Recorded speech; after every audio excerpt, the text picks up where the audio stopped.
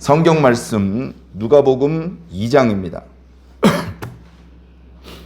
신약 성경 88, 89 누가복음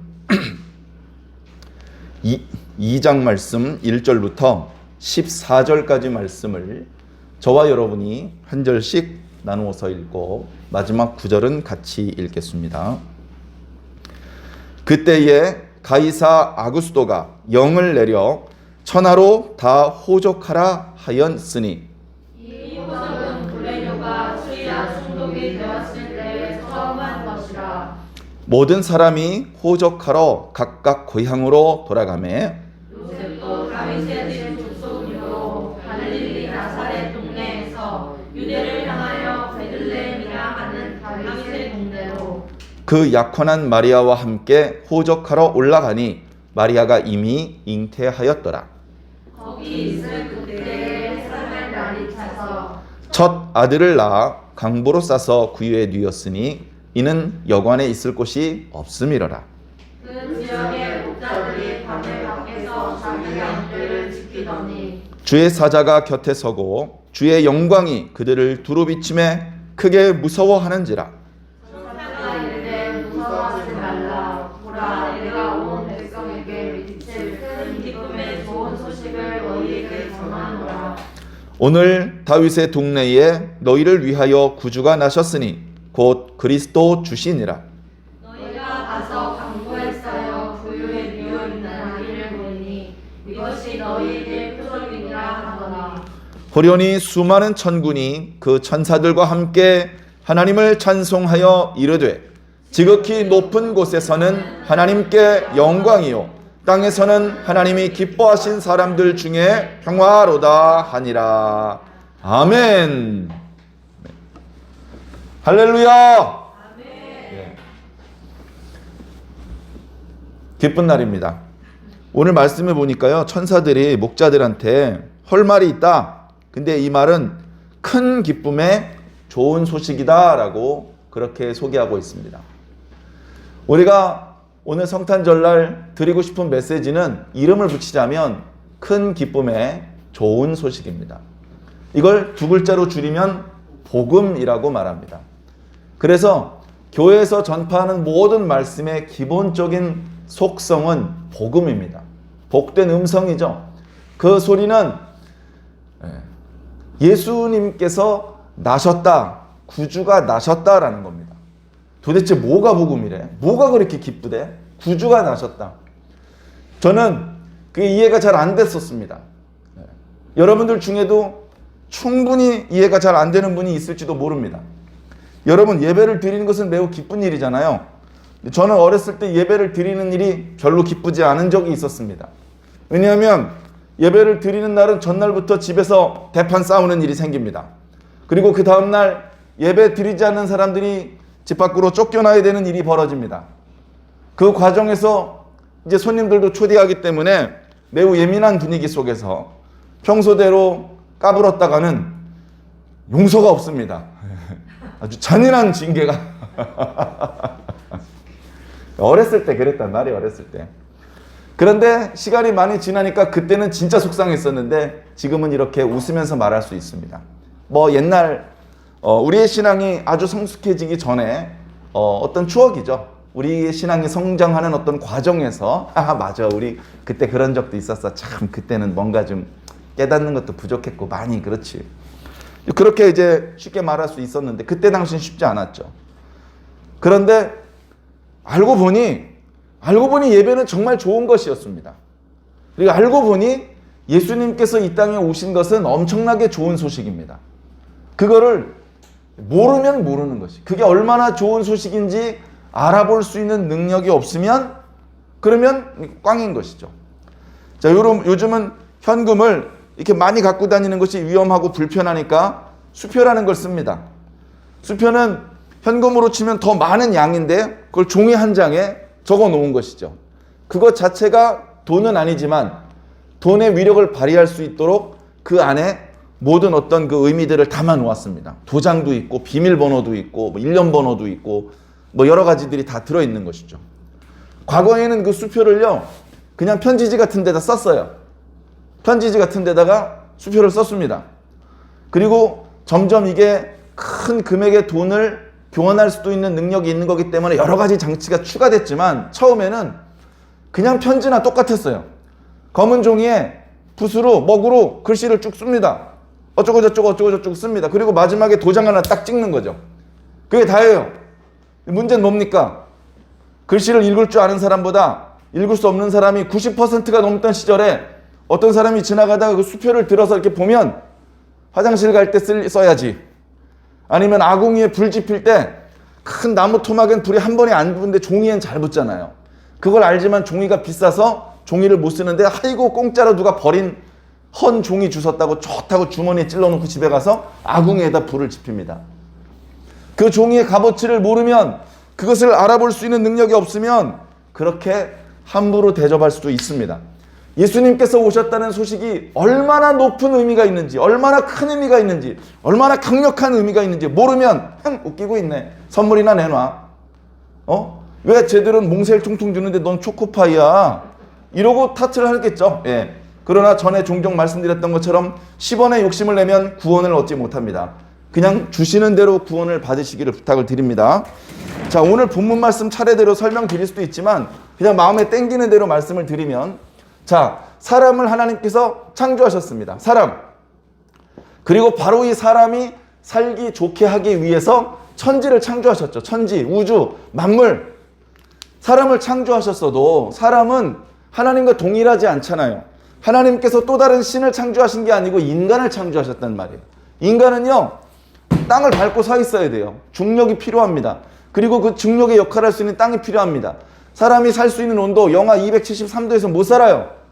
사람이 살기 적당한 온도, 사람이 할 때 산소가 100%면 좋겠지만 한 20%에서 30% 정도 되는 산소, 그 산소의 농도가 갈수록 줄고 있습니다. 그런데 어쨌든 그렇게 적당한 온도, 그리고 그 산소 농도를 계속 유지해 줄 수 있는 많은 식물들, 그리고 그 인간에게 이렇게 먹이가 될 수 있는 많은 씨 맺는 또는 열매 맺는 식물들, 채소들, 그리고 이 잠을 자야 되기 때문에 밤과 낮, 그 모든 것들을 이렇게 만들 수 있는 그런 모든 것들을 만들어 주신 거예요.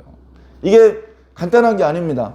우주를, 망원경을 보면서 우주가 광활하구나, 보이죠 1호, 보이죠 2호, 우주 밖을 향해서 카메라를 지구 쪽으로 돌려서 찍어보니까 창백한 푸른 별, 저렇게 미미한 코딱지만한 별 속에서 우익이니 좌익이니 또 종교를 가지고서, 빈부를 가지고서 다투는 게 다 무의미해 보이는, 왜냐하면 그럴 정도로 우주는 크니까 그 큰 우주를 보면서 신은 없다라는 것을 깨닫는 사람과 그 큰 우주를 보면서 하나님께서 이렇게 사람을 사랑하시는구나, 그 모든 우주가 지구에 살고 있는 인간을 위해 하나님께서 만들어 놓으신 겁니다. 스케일이 달라요. 예. 뭐 이렇게 여자를 사랑하면 백송이가 아니고 100만 송이 장미. 여러분 100만 송이 이렇게 집에 마당에 이렇게 안방 이 방 저 방에 깔아놓으면 100만 송이 다 못 깔아요. 한 50만 송이 깔면 더 돌 데가 없어. 그런 정도로 사랑하는 여인을 위해서 100만 송이, 창문을 열었더니 지평선이 다 장미꽃이 되게 그렇게 만드는 거 대단히 뭐 위대하다 이렇게 그러죠. 하나님은요, 창문을 열고 저 몇천 몇백만 광년 밖에 별도 걸어 놓으셨어요. 심지어 그 별이 움직이게 하셨어요. 그 별이 얼마나 큰지, 그 별이 어느 정도 속도로 움직이는지, 그 큰 질량을 가질 문체가 그 속도로 움직이기 위해서 얼마나 많은 에너지가 필요한지 우리 계산도 다 못해요.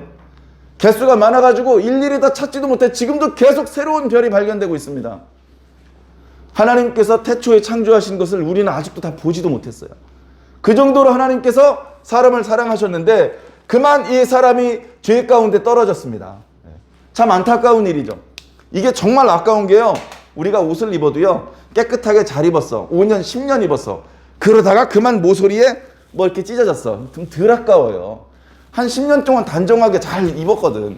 그리고 이제 여기저기 조금씩 마모가 되는 게 좀 느껴지던 차에 어디가 크게 상처가 나면 아이고 그래 그동안 수고 많았다 하면서 버리고 새 옷을 입어도 아깝지 않습니다. 근데 인간은 이제 막 만들었는데 타락을 한 거예요. 하나님께서 얼마나 아깝고 얼마나 속이 상했는지 모릅니다. 그 하나님의 속상한 것은 인간은 몰라요. 인간은. 여러분, 어린이들이 학교에서 무슨 작품을 만들죠. 뭐 이렇게 했는데 그게 망가져졌습니다. 그리고 그게 그 아이들이 봤을 때는 우주에서 가장 아름다운 예술 작품이지만 엄마가 볼 땐 쓰레기거든요. 자, 그래서 엄마가 쓰레기를 버렸을 뿐이에요. 엄마는 늘 쓰레기를 버리는 분이잖아요. 버렸는데 아이가 봤을 때는 우주에서 하나밖에 없는 작품을 버린 거야. 엄마 지금 뭐 하는 거야? 그것의 가치를 모르면 버리는 거예요. 인간의 가치가 이 인간 속에 하나님께서 워낙 많은 사랑을 담으셨기 때문에 그게 망가졌을 때 하나님께서 받으신 상처, 그 실망, 그 슬픔, 인간은 모르죠. 하나님 왜 이렇게 화를 많이 내죠? 하나님 소리 좀 지르지 마. 왜 이렇게 소리 질러? 한 번도 소리 안 지르신 분이? 사람은 모르는 거예요. 그러나 하나님은 너무나 많은 사랑을 주셨던 것이죠. 얼마나 사랑하셨는지 째그랑 금이 갔는데도 포기를 못 하시는 거예요. 내가 반드시 너를 고쳐서 다시 이 안에 데리고 들어오겠다. 그래서 하나님께서 그야말로 약속을 하셨습니다. 약속. 하나님의 약속은요, 이 문서상으로 하는 게 아니고요, 그냥 말씀으로 하시는 거예요. 말씀. 어차피 천지를 말씀으로 만드셨기 때문에 세상에 이 우주에 말씀보다 강력한 건 없습니다. 그래서 말씀으로 약속을 하셨는데 이 약속의 내용이 구원하시겠다는 게 구원. 구원이 뭐냐? 10원에서 1원 뺀 게 구원이 아니고 이 위로 다시 올라오는 거. 다시 하나님의 세계에서 하나님을 아무 어떤 그 중간에 매개제가 없이 직접 만날 수 있는 그런 세계로 올라오는 거. 그게 이제 구원인데요. 이 구원을 하시겠다고 말씀하신 하나님께서 그냥 구원하지 않으시고 구주를 보내서 구원을 하시겠다. 구주. 이 구주라는 것이 이런 게 필요 없었으면 좋을 뻔했어. 이쪽으로 아예 안 내려왔으면. 구주 같은 게 필요 없잖아요. 구주라는 존재가 필요해져요. 그래서 구주를 통해서 너희들을 구원할 것이다. 이게 하나님의 약속이에요. 그럼 구주가 누굽니까? 구주는 언제 오십니까? 구주는 어디에 오십니까? 이런 것들이 이제 궁금해지겠죠? 예. 보통 궁금해하지 않습니다. 이 구원, 하나님의 세계, 이런 것에 대해서 관심이 없는 사람들이 많아요. 여러분, 다 자기 관심대로 가는 겁니다. 부동산 업자는 아파트가 새로 짊어지면 프리미엄이 5,000원 되겠구만, 이런 거 생각합니다. 건축업자는 저 유리 좀 비싼 거 썼네. 저 이건창원에 요즘 이건창원 잘 안 쓰는데 되게 비싼 거 썼네. 이러고 있고요. 디자인하는 사람은 창문의 크기가 너무 크네. 층수가 몇 층인데 사선지한 어쩌고 저쩌고. 각자 자기 눈에 보는 대로 보는 거예요. 젊은 총각은요, 지나가는 여자 예쁜 다리를 보는데요, 구두 파는 사람은 저 구두 바꿔야 되겠네. 요즘 누가 빨간색 신어. 이러고 보는 겁니다. 다 자기의 마음, 자기의 정신, 그것이 투영된 채로 뭔가를 보는 거죠. 그래 하나님께서 말씀하시는 것도 그런 어떤 자기들의 어떤 기존에 가지고 있는 것들을 배경으로 보는데, 영적인 것이 배경이 안 돼 있는 사람은 뭔 소리야? 말은 하느니 벼락이 다치고 난리야. 별일일세? 그리고 가버리는 거야. 하나님께서 말씀하셨는데도. 그러나 하나님께 대하여 열려있고 뭔가 말씀을 들을 수 있는, 또는 듣고 싶어하는 그런 사람에게는 말씀이 또렷하게 들리는 것이죠. 그래 하나님께서 약속을 해주셨는데 구주가 나실 것이다. 이 구주는 다윗의 자손이 될 것이고, 그리고 그가 태어날 곳은 다윗의 동네가 될 것이고, 그리고 그는 처녀의 몸에서 나올 것이다. 오늘 예배 시작할 때에 묵도 말씀으로도 읽어드렸고, 그리고 성시 교독을 할 때도 그 말씀이 포함되어 있죠. 마태복음 1장입니다.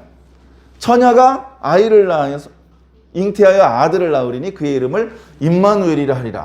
성경이 틀렸네. 오류야, 오류. 처녀가 아이를 낳아서 예수라고 했다며 왜 임마누엘이라 그랬대? 무식하면 뭔 소리를 못합니까? 그죠? 이 마이크 좀 볼륨 줄여주세요. 여러분, 예수란 말, 임마누엘이라는 말의 의미를 알아야 되는 것이죠. 의미를 알면 의미가 통하는 것이에요. 임마누엘의 엘은 뭐죠?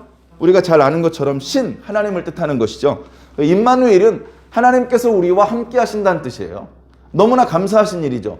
사실은 말라기 선지자가 죽고 예수님께서 세례 요한이 뭔가 빽빽빽 소리를 지를 때까지 400년 동안 영적으로 아무끼나 다름이 없었어요. 그것을 굳이 이름 붙이자면 신구약 공백기. 그런데 겉으로 드러난 그런 상황 속에서는 공백기처럼 아무 어떤 하늘로부터의 천사들이 왕래하거나 음성이 들리는 일이 없었지만, 그건 우리 생각이고 하나님의 관점에서는 중단 없이 당신의 구원 프로젝트가 굴러가고 있었던 것이죠. 그래서 그 역사들이 이제 계속 펼쳐지고 있는 겁니다. 그런 역사적인 관점 속에서 하나님께서 깜빡 좋으시고 딴 데 보시다 아차차 야 지금 뭐 빨리 야 저번에 얘기한 거 빨리 시작해 이렇게 한 게 아니고 계속 하나님의 시간표에서 조금만 기다려 아직 아니야 잠깐 기다려 준비만 하고 있어 지금이야 해가지고 예수님께서 나신 거란 말이죠. 우리는 모르고 있었고 기다리지도 못했고 오셔도 못 알아봤지만 하나님께서는 거기에 모든 초미의 관심사 당신께서 가지고 계신 모든 능력을 총동원하셔서 구주를 보내신 거예요. 왜? 구원하셔야 되니까. 왜? 인간이 죄에 떨어졌으니까. 다시 올라오게 해야 되니까. 그래서 그냥 하나님께서 구원하시는 것이 아니고 구주를 통해서 구원하셔야 되기 때문에 구주가 어떤 모양으로 오실 것인지에 대해서 이렇게 말씀을 미리 해놓으셨고 이 약속이 이루어지기 위해선 이 약속도 이루어져야 되는 거예요. 이 약속이 이루어졌다면 이 약속도 이루어지겠구나 라는 것을 우리는 벌써 알 수 있는 것이죠. 그래서 오늘 말씀에는요. 예수님께서 약속대로 약속의 성취로 오셨다는 것을 엄청 강조하고 있어요. 예수님께서 다윗의 자손인 요셉을 통해서 나셨고요. 다윗의 동네인 베들레헴으로 막 이동을 합니다. 신기한 일이죠. 베들레헴. 떡집이란 뜻이죠. 네. 그 다음에 처녀. 누구죠? 마리아.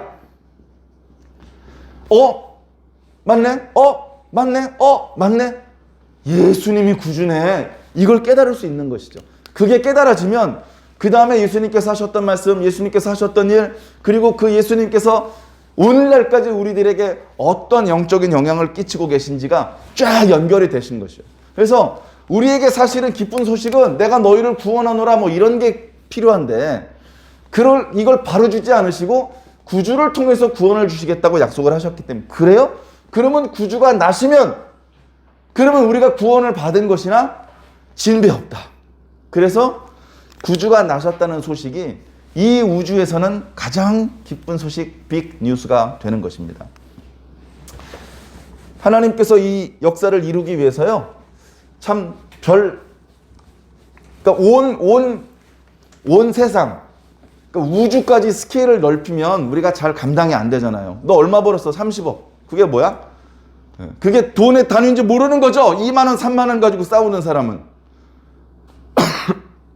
그렇기 때문에 하나님께서 이스라엘을 다스려. 이야, 엄청나신 분이네. 온 세상을 다스려. 에이, 말도 안 돼. 온 우주를 다스려. 그게 뭔데? 이렇게 되는 거죠. 그러니까 우리도 매우 부족하고 모르는 게 많고 연약하지만 하나님을 이해하기 위해서 우리의 이해의 지평을 좀 넓힐 필요가 있습니다. 자, 메시아가 베들레헴에서 태어나셔야 돼요. 그런데 예수님의 부모님은 어머니는 처녀인 상태에서 아들을 낳아야 되고요. 아버지는 다윗의 족보에 소속되어 있는 사람이어야 돼요. 그래서 하나님께서 선택하신 사람이 우리가 잘 아는 요셉과 마리아인데 안타깝게도 그들은 어디서 눈이 맞았냐면 갈릴리 동네 나사렛 동네에서 눈이 맞았어요. 거기서 저 총각 그래도 신실한 총각이야. 저 처녀 그래도 참 신실한 처녀야 하면서 주변 사람들이 이렇게 맺어준 것이죠. 그래서 부부가 되기로 정혼을 했는데 근데 살던 동네가 갈릴리예요. 까딱하면 예수님께서 어디서 태어나신다? 갈릴리 나사렛에서 태어나신다. 그랬다간 뭐가 안 이루어져? 미가 선지자의 예언이 안 이루어지잖아. 있을 수 없는 일이거든요. 그래서 어떻게 해야 됩니까? 베들레헴으로 가서 낳아야 돼요. 뭐죠? 요즘 말로 네 글자? 원정 출산. 원정 출산하는 거예요. 지금 잠깐만 아직 나오면 안 돼. 잠깐만 하면서 배를 움켜쥐고 145km나 되는 남쪽 지방으로 이동을 했습니다. 돈이 많지 않기 때문에 아마 임신한 아내만 겨우 나귀에 태우고 본인은 걸어왔을 거예요. 얼마나 힘들었겠습니까? 그러나 어쩔 수 없어요. 당대 거의 전 세계를 지배하다시피 한 황제 옥타비아누스. 왜 옥타비아누스냐면요. 아우구스투스라는 발음에서 옥타비아누스가 나왔어요. 그래서 이제 당시에 뭐 여러 가지 공화정에서 제정으로 넘어가고 그 과정에서 막 여러 가지 다툼이 많았죠. 그 옥타비아누스는요. 모든 전쟁을 종식시킨 공로가 있는 황제예요. 그리고 그 당시에 평화가 돌아왔어요. 팍스 로마나, 팍스 옥타비아누스 그런 말이 만들어질 정도의 시대를 구가시켰다고요. 평화가 도래하니까 뭐 하는지 압니까? 돈 걷어야지 이제. 야 전쟁하느라 돈 얼마 많이 썼는지 아니? 너희들 나 덕분에 전쟁 없이 그래도 편안하게 사는 거니까 돈 내놔. 해가지고 돈을 뜯어내려니까 인구조사, 호적조사를 하는 거예요. 호적조사를 하려다 보니까 자기 고향에 가서 호적을 하라는 것이죠. 저도 결혼하기 전까지는요, 제 본적이 인천시였어요. 인천시에서 산 적이 없는데? 근데 그때 당시 어쨌든 인천에서 이렇게 됐어요. 뭐 어떻게 옛날에 다 직접 살지 않은 동네가 본적으로 된 적도 많이 있었죠. 결혼하면서 그것을 바꾸었는데, 어찌되었건 요셉은 다윗의 동네 베들레헴이 고향이에요. 어렸을 때 거기서 살았는 적이 있었는지 그것까지는 잘 모르겠지만, 본인이든 자신의 뭐 아버지나 할아버지든 베들레헴에서 살다가 갈릴리 쪽으로 이주해서 거기서 또 몇 대를 살지 않았을까. 그래서 늘 그쪽이 고향인 것이죠. 어쩌면 우리 아이들도요, 이 다음에 뭐 충청도나 경상도 또 경기도 쪽으로 이사를 가면 와매 겁나 열받아 불러, 이런 전라도 말을 쓰게 될지 모릅니다. 예. 어떻겠어요. 뭐 저도 부모님은 전라도도 아니고 경기도도 아니고 또 다른 지방이신데 뭐 굳이 물어보면 나 고향 어디였어 이렇게 말하는 수밖에 없는 거죠. 자, 그래서 요셉은 베들레헴이 고향인 거예요. 마침 베들레헴은요 그렇게 인구가 많은 큰 도시가 아니었습니다. 그저 그 동네에 방앗간이 있다는 게 좀 유명할 정도, 그게 다였죠. 그래서 동네 이름이 베들레헴인데, 그 베들레헴에 대해서, 그 코딱지만한 동네에 대해서 성경은 왜 그렇게 관심이 많은지 몰라요. 성경은. 그래, 사사기 마지막 부분 그리고 룻기까지 연결시켜서 사사시대 이야기인데, 사사기 마지막 부분부터 룻기까지 계속 베들레헴에서 벌어진 사건에 대해서 말하고 있습니다. 그래서 이름 붙이기를, 요 이름 붙인 거는 이제 모든 기독교계가 인정하는 건 아닌 것 같고요. 제가 공부할 때 저희 교수님이 붙인 이름입니다. 베들레헴 3부작. 근데 1부작하고 2부작은요, 그 지역에서 벌어진 각종 불의하고 부조리한 일들에 대한 묘사였어요. 그리고 세 번째 이야기가 모압 여인 룻이 베들레헴으로 와서 보아스랑 살아서 거기서 이제 다윗의 계보가 열리는 그런 어떤 이야기로 우리가 기억하고 있는데요. 결국 별로 중요하지 않은 동네에 대해서, 이스라엘의 그렇게 큰 나라는 아니지만 마을들 많거든요. 예. 근데 그 마을들 중에 유독 베들레헴에 대해서는 성경에 조회를 해보면 많은 단어들이 나타납니다. 그것은 인간의 관점이 아니죠. 베들레헴은 뭐 이렇게 역세권이야, 거기 지하철이 뚫려, 이런 게 아니고 하나님의 관점에서 거기가 중요한 거예요. 굳이 말하자면 거기가 하나님과 뭔가 뚫린 자리가 있는 것이죠. 그래서 별도 그쪽으로 이동을 하고 동방박사도 그쪽으로 가는 거죠. 마침 그 주변에서 양치던 목자들이, 좀 죄송한 말씀이로, 횡재한 거예요. 영적인 횡재. 어떻게 천만 천사가 찬양하는 소리를 들을 수가 있습니까? 그런데 그들은 들었고 보았어요. 여러분, 우리는 그들처럼 3차원으로 실시간으로 보지 못하고 녹화방송으로 보고 있지만, 그것을 나에게 주신 말씀, 내가 직접 그 현장에서 들은 것처럼 느끼시길 바랍니다. 그게 되시는 분이 복 받는 것입니다. 자, 그래서 이 말씀들이 이루어지는데,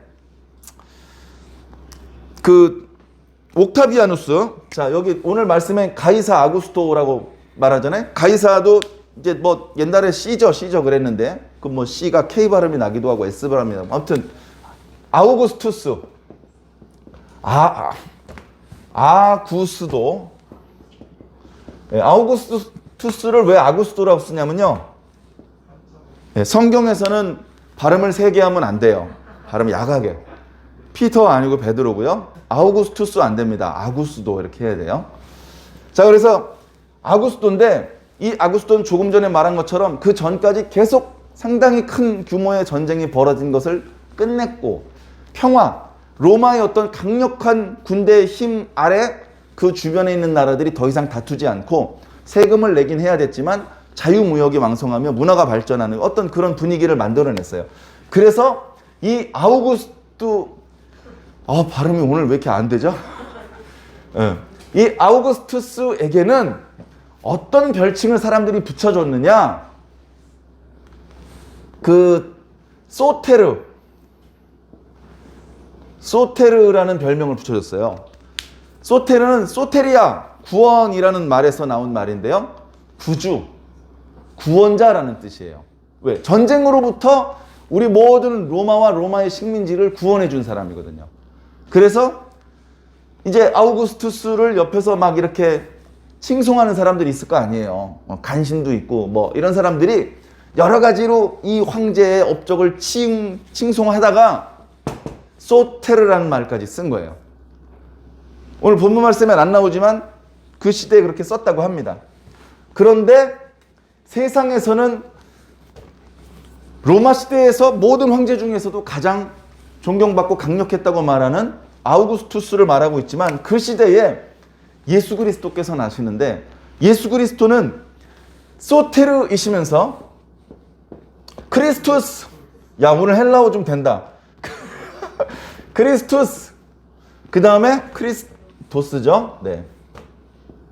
그 다음에 퀴리우스. 그러니까 뭡니까? 구주. 그 다음에 그리스도. 그 다음에 이거는 주님. 네. 이 세 단어가요 11절에 다 들어있어요. 오늘 말씀 11절에. 자, 천사가 말하는 거죠. 오늘 다윗의 동네에서 너희를 위하여 소테르가 나셨으니 곧 크리스토스 퀴리우스다. 이렇게 소개하고 있습니다.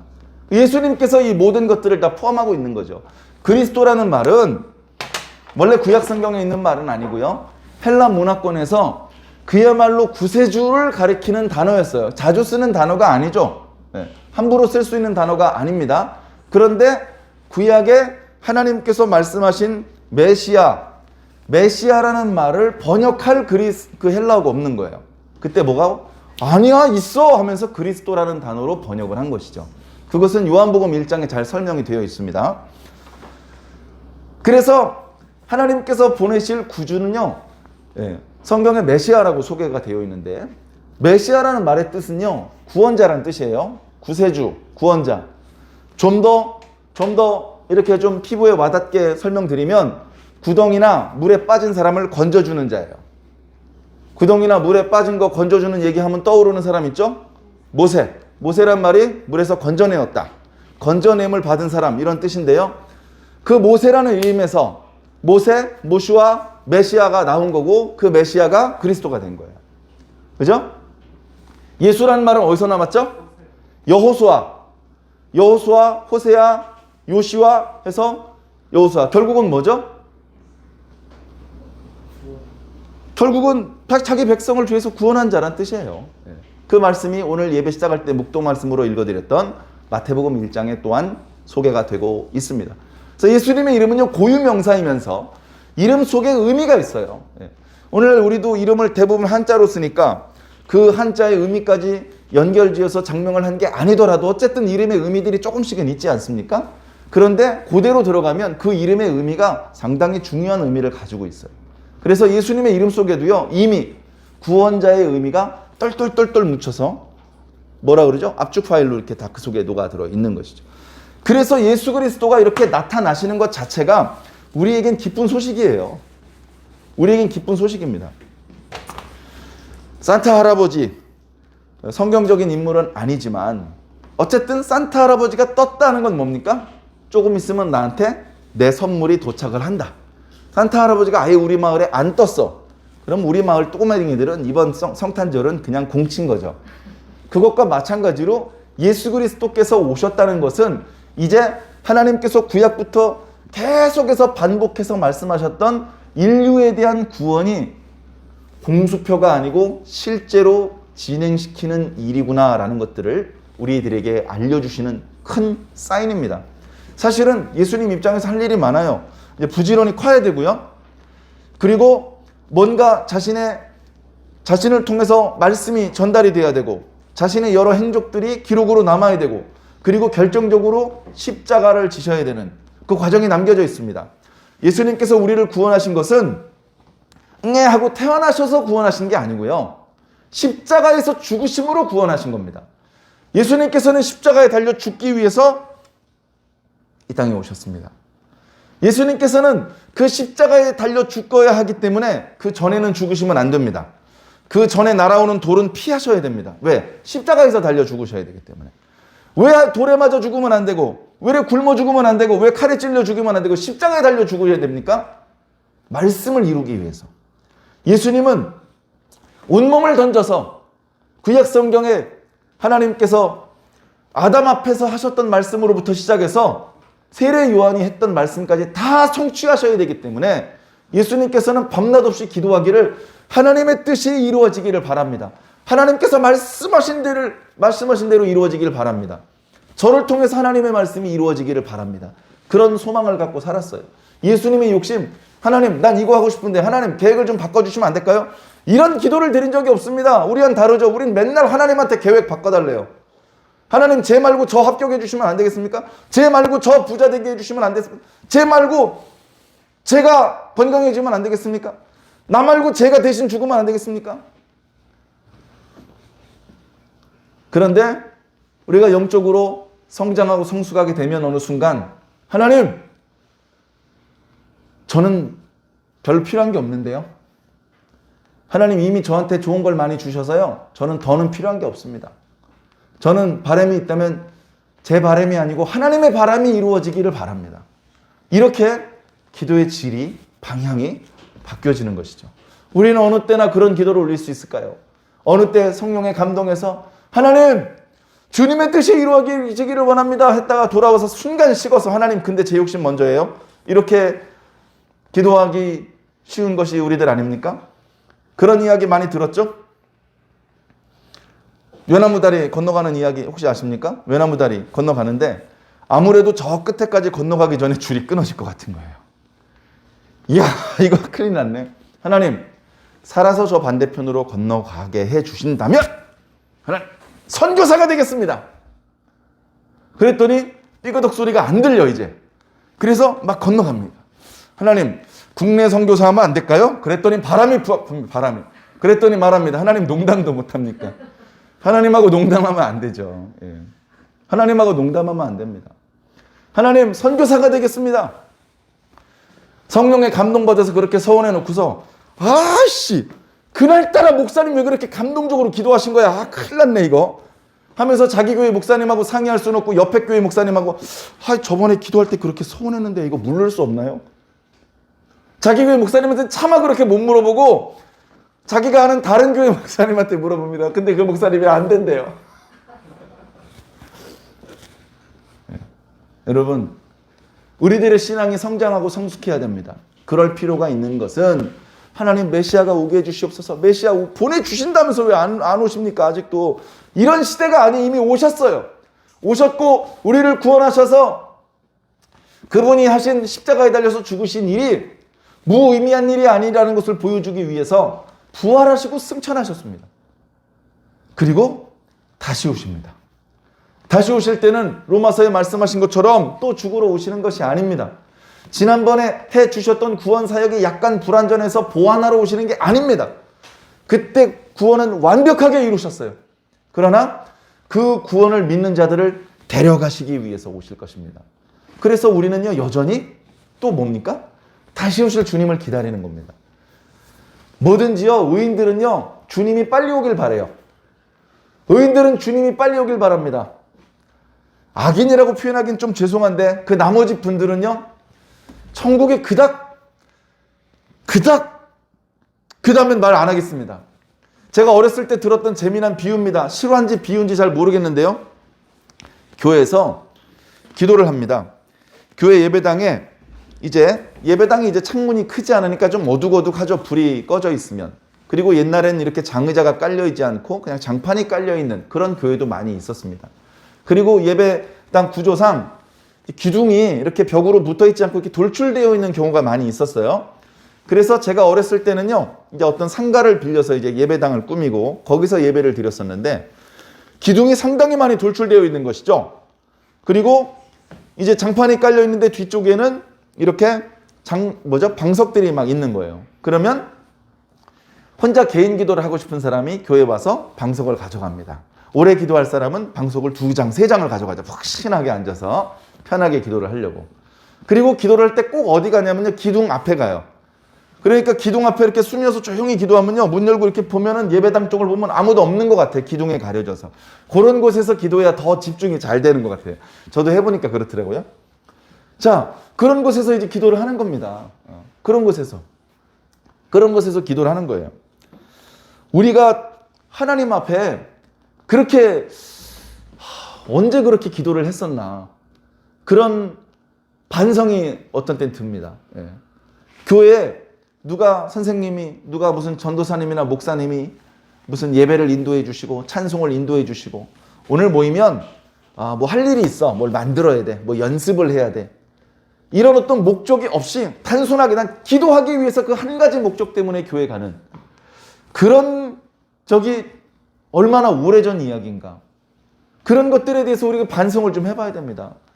교회는 사람 만나는 곳, 거기서 뭐 만드는 곳, 뭔가 연습을 하는 곳, 뭘 하기 위해서 가는 게 아니고 예배도 없는 날이고 모임도 없는 날인데 교회 가봐야 아무도 없는 시간인데 하나님을 만나기 위해서, 하나님께 기도하기 위해서 여러분 교회를 가셔야 됩니다. 그렇게 순수하게 하나님께 포커스를 맞추어서 기도하고 신앙하시는 분이 주님께서 다시 오실 때 만날 가능성이 많지 않겠습니까? 예수님께서 처음 오셨을 때 아무도 하나님 메시아를 보내주신다면서 왜 안 보내주십니까? 라고 호소하지 않았어요. 유다인들이 바벨론에서 귀환할 때는요, 다니엘이 하나님 앞에 간절히 호소했습니다. 주여 삼창을 부르면서, 주여 귀환하시는 것이 70년 만이라면서요, 어서 빨리 우리의 죄를 용서하시고 유다로 귀환하게 해주시옵소서. 그런데 그보다 더 중요한 일인 메시아가 오시는 일에 대해서는 그 시대에서 아무도 깨어서 기도한 사람이 없습니다. 더러 선한 사람들이 있었지만 그들도 메시아를 보내달라고 기도하지 않았습니다. 아무도 기도하지 않았습니다. 오늘날 어떻죠? 오늘 2020년이죠. 예수님께서 다시 오시기를 목놓아 기도하는 분, 우리나라에 몇 분이나 계신 것 같습니까? 좀 영역을 넓혀서 그리스도인들이 많은 미국이나 누가 예수님께서 다시 오시기를 간절히 기도합니까? 그보다는 훨씬 낮은 수준의 내 질병을 고쳐주시옵소서, 우리 아이 건강하게 해주시고 우리 아이의 진로를 하나님께서 인도해 주시고 우리 딸 믿음 좋은 신랑 만나게 해주시고, 그렇죠. 그 기도가 잘못됐다는 게 아닙니다. 그런 기도 당연히 해야 됩니다. 그런 기도는 무당한테 가서 하고 그러면 안 되죠. 우리가 드리는 모든 기도는 그 기도의 크기가 크든 작든 전부 다 주 하나님께 기도를 올려야 됩니다. 그런데 그 수많은 우리의 개별적인 약간은 소소한 소원들 중에 우리가 얼마나 예수 그리스도께서 다시 오시기를 간절히 기도합니까? 네? 제가 조금 전에 교회에서 기도하는 얘기하다가 드려야 될 말씀이 잠깐 까먹었었는데 그 말씀 이어서 드릴게요. 교회 구조가 그렇게 되어 있는 교회에서 어떤 아줌마가 기도를 합니다. 정말 대단한 아줌마죠? 교회 모임도 예배도 없는데 아무도 없는 예배당에 혼자 와서 방석을 갖다 놓고 무릎 꿇고 앉아서 기도를 해요. 여러분, 좋은 건 배워야 됩니다. 자, 그런데 이분이 뭐라고 기도를 하느냐? 저는 못 들었지만 하나님께서 또 천사가 들으셨겠죠? 이분이 이렇게 기도합니다. 하나님 감사합니다. 하나님께서 복을 주셔서 우리 가족 다 예수 영접했고 우리 남편 사업 잘 돼서 계속해서 승승장구하고 있고 우리 아들 승진했고 우리 딸 좋은 대학에 합격했습니다. 감사합니다. 기도 말미에 하나님의 나라는 천천히 와도 괜찮을 것 같습니다. 아직 여기서 살만합니다. 그렇게 기도를 마치고 나가는데요. 어둑어둑하니까 누가 누군지 잘 분간이 안 되는데 한 분이 나가는데 그분 어깨를 살짝 스치면서 다른 아줌마가 들어왔는데 자세히 보니까 눈탱이가 벌써 밤탱이가 됐어요. 남편한테 왜 이렇게 교제 자주 가냐 한대 맞은 거예요. 그리고서 교회 와서 무릎 꿇자마자 언제 오시는 겁니까? 언제 오시는 겁니까? 이렇게 기도합니다. 깜짝 놀라셨죠? 주님도 깜짝 놀라셨을 겁니다. 그렇게 기도하는 사람을 기다리고 있었는데 이제 그렇게 기도하는 사람을 찾은 거예요.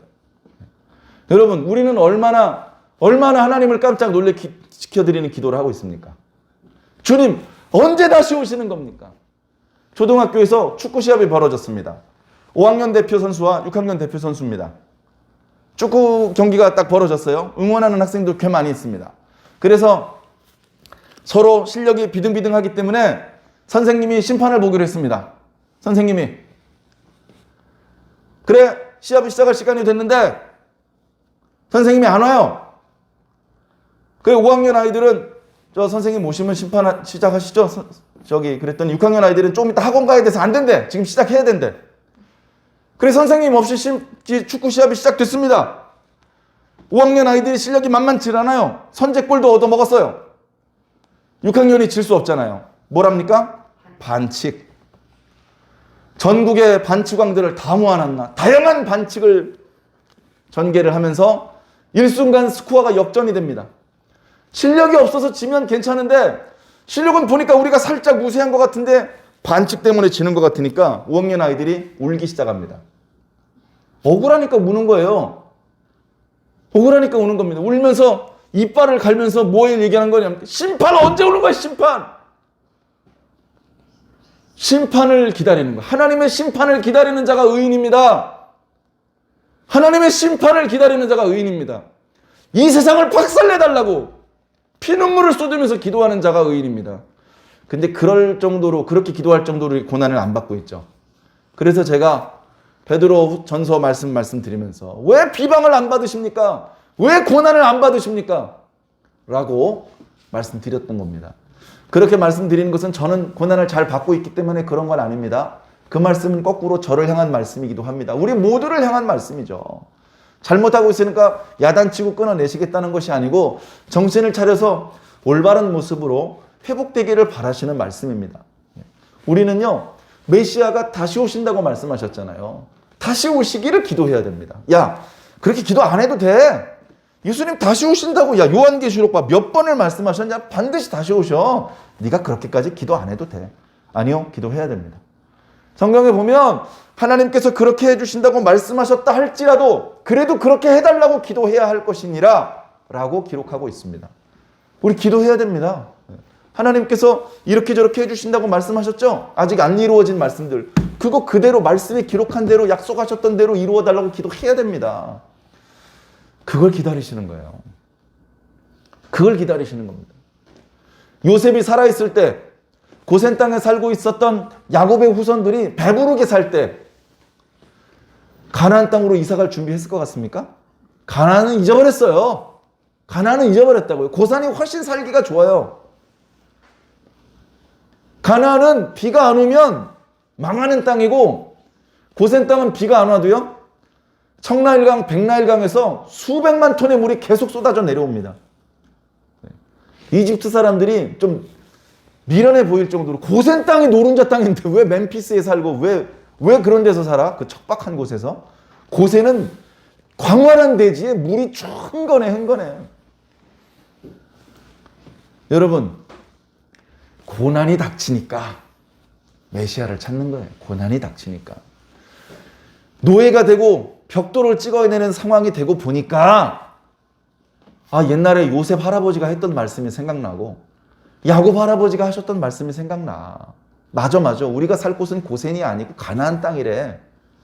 거기 가면 좋다고 그러던데 왜 여기서 노예 생활해야지? 빨리 가자. 이제 갈 수도 없어요. 그렇게 되니까 기도하는 사람이 나오기 시작하는 겁니다. 그래서 그들이 그때 드렸던 기도가 노래로 만들어졌죠? 무슨 노래? 히브리 노예들의 합창. 정말로 그때 그들이 그런 노래를 불렀던 걸 녹취해서 앞으로 옮긴 건 아니겠죠. 우리가 은혜자니까 기도하면서. 그리고 영적으로는 오늘날 예수 믿는 모든 성도들이 히브리 노예들이랑 마찬가지잖아요. 예? 우린 애굽의 바로와 그의 군대의 압제에 찌눌려 있는 사람들이 아니고 죄에 찌눌려 있는 사람들입니다. 예수를 믿고 죄로부터 구속을 받은 것 같은데 여전히 발목 한 군데 묶여 있어서 수시로 주님께 부끄러운 모습을 보여드리기도 하고, 그래서 이것으로부터 완전히 해방되어서 그냥 예정만 되어 있는 하나님 나라가 아니라 그 하나님 나라의 실현된 상황 속으로 뛰어 들어가고 싶은 것이죠. 그러기 위해서 간절히 기도해야 됩니다. 죄가 그럭저럭 달콤한데 이러면요, 천국하고는 이제 점점 거리가 멀어지는 것이에요. 여러분, 죄와 싸우시길 바랍니다. 그리고 이 세상에 적응되고 길들지 마시고 우리를 부르시는 주님의 음성을 실시간으로 들으시길 바랍니다. 500년 전에 살고 있던 성도들에게 하나님께서 이렇게 말씀하셨대가 아니고 지금 나에게 하나님께서 이렇게 말씀하시는구나, 이렇게 마음으로 느낄 수 있는 분이 살아있는 성도고, 그분이 천국에 갈 확률이 높다는 것을 기억해 주시길 바랍니다. 그래서 2020년 비대면으로 예배를 드릴 수밖에 없는 이런 시기에 여러분 매일 문자 오죠? 종교활동은 비대면이 원칙입니다. 비대면이 원칙이 무슨 말이에요? 교회 가지 말란 말이에요. 예배를 드리지 말라고는 할 수 없고 영상으로 예배를 드리라고 그렇게 말씀을 드리는 겁니다. 그래서 영상으로 예배를 드릴 분들을 위해서 이렇게 설비를 갖춰 놓긴 했지만, 해보신 분은 알겠지만 상당히 불편합니다. 교회 와서 예배 드리는 게 더 좋죠. 그러나 또 우리가 조심할 부분은 조심하기 때문에 기도하면서 계속해서 조심해 주시고, 이 위기가 끝날 때까지 경제적으로는 다소간의 타격을 입지 모르지만 여러분들의 믿음에는 타격이 안 오시기를 간절히 바라봅니다. 저절로는 안 되고요. 뭔가 여러분들께서 발버둥을 치셔야 됩니다.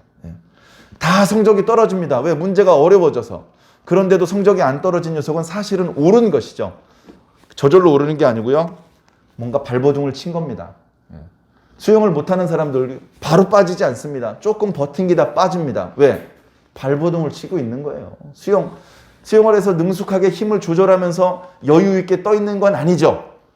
그런 기능이 없으니까 연습도 안 되어 있고, 그런데도 불구하고 바로 빠지지 않는 건 있는 힘을 다해서 발버둥 치기 때문입니다. 우리가 영적으로 내가 약해지고 있구나, 병들고 있구나, 이 상태로 지속되면 잘못되면 끝장나겠구나, 이런 위기의식을 느끼고 발버둥 쳐본 적이 있습니까? 이제 어쩌면 그렇게 발버둥을 쳐서라도 조금이라도 더 벼터내야 되는 그런 시대가 돌아온 건지도 모릅니다.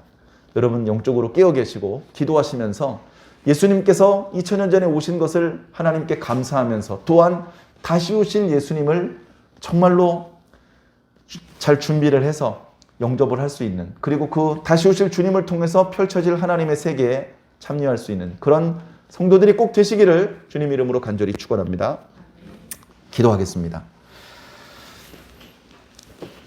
사실 주님께서 처음 오셨을 때 세상은 여전히 어두웠고, 세상은 그 자신을 창조하신 분이 오셨음에도 불구하고 알아보지 못했고, 아무도 그분을 영접하지 않았습니다.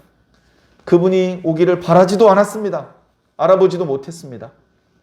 그런 상황 속에 있었지만 예수님은 오셨고, 당시 평범한 사람들보다 못한 곳에 누임을 당할 수밖에 없었습니다.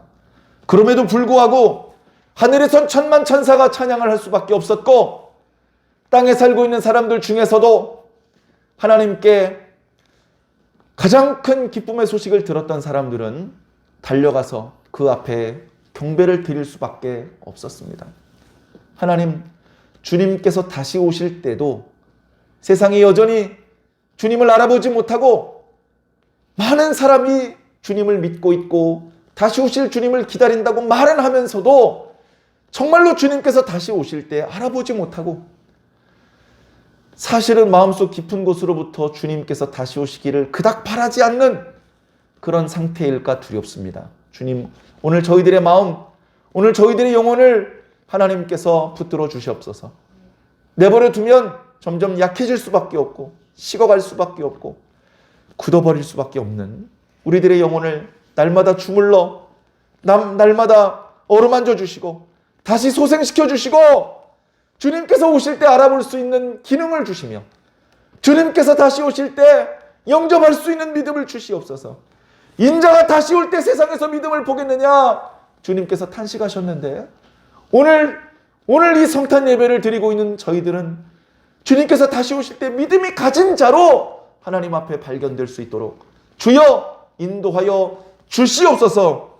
세세무궁토록 홀로 찬송 받아 주옵시기를 살아계신 예수 그리스도의 이름으로 믿고 기도하옵나이다. 아멘.